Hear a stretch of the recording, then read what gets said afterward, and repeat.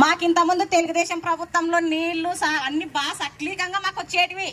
ఇప్పుడు ఈ వైఎస్ఆర్ వచ్చినాక మాకు నీళ్లు లేవు, పంటలు లేవు. చెరుకు నీళ్లు ఇస్తానని జగన్ చెరుకు నీళ్లు ఇస్తాలే. మాకు చాలా కష్టంగా అయిపోయింది. మొన్నటి నుంచి మాకు టీడీపీలే నీళ్లు తోలి మమ్మల్ని ఆదుకున్నారు. ఇంతవరకు అయింది. సర్పంచ్ వైఎస్ఆర్